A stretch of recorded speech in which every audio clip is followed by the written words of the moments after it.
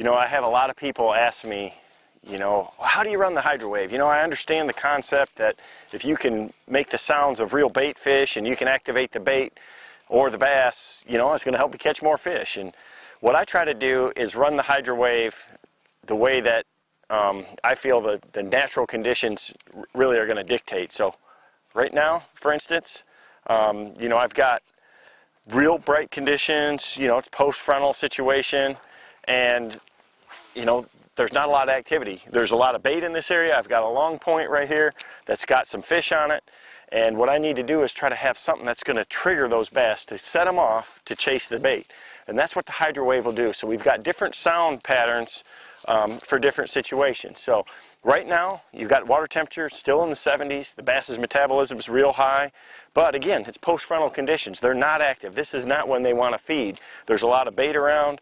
You know, it's full moon right now. They're doing most of their feeding at night, so I'm trying to trigger them. So what I'm going to do is run my Hydrowave on a frenzy shad setting, and I'm going to use a 30-second delay. What I like to do is have that downtime, have that silent time, so that there's nothing going on, and then all of a sudden you have that unit kick off and kick that frenzy shad sound and trigger those fish. Now, in a situation like this, it's real still, there's not any wave action, there's not a lot of other ambient noise out there, so I want to run it quieter. You know, a lot of people think, well, shoot, you know, if a little bit's good, let's crank it up, man. Let's fire them up. But it just doesn't work that way. You've got to use it in a natural situation. You know, where a Hydrowave is really, really effective is when you have a situation just like this, where you got bait in the area and you got bass. That's where it'll be the trigger. So I like the frenzy shad pattern, you know, for warmer situations like this. Again, their metabolism's high.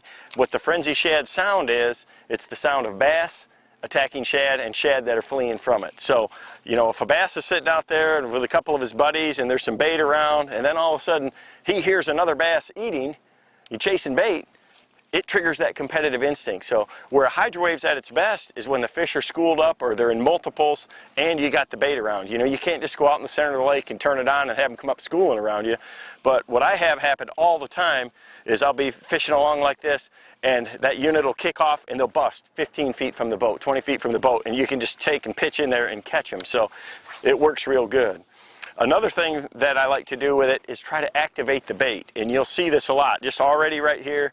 You know, Terry Brown's right here in the back of the boat, and I've shown him how when I'm just sitting here and I'm not running the trolling motor, because the trolling motor will, a lot of times it'll spook the shad, but if I'm just sitting here, you can watch these balls of shad coming right to the sound of that speaker. We've seen it time and time again right here, and when it's nice and calm like this, it's very evident. So a lot of times if I'm fishing deeper structure, I'll use the school and shad sound just to do that, to pull the bait up off the bottom, to try to make something happen, to try to get the bait to move. Anytime I can get the bait to move or the bass to move off of the structure they're sitting on, there's a good chance I can get them fired up to where they're going to start schooling. So, you know, in lakes like this that have big shad populations, that's what I'm going to use, is all the different shad sound patterns, and I'll experiment with them. You know, I mean, if I'm going down the bank throwing a spinner bait, you know, covering a ton of water, and the wind's blowing, that's when I run it on a constant sound pattern, you know, just run it continuous, and I'm going to run the volume up. You know, if you got wind and wave action, things like that,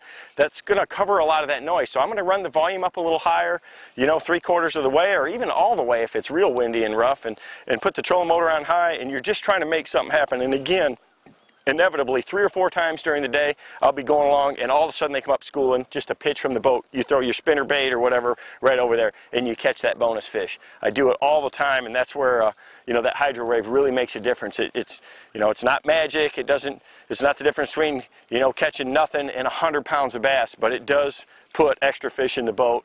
And what I call them is those gimmies, those ones that are just, you know, automatic. You see one come up there close, you throw right there, and you catch them, fish that you wouldn't have caught without it.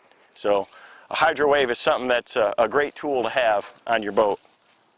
Weather is one of the most important factors in fishing. Things change when you're out there on the water. Anglers need continuously updated weather information to make the right decisions about where to fish and when to fish. Sirius Marine Weather delivers continuously updated information on storms, lightning strikes, wind, weather alerts, and more. Now anglers can see where their boat is and how approaching fronts or isolated thunderstorms can impact them on the water. Sirius Marine Weather, streaming satellite weather direct to your boat.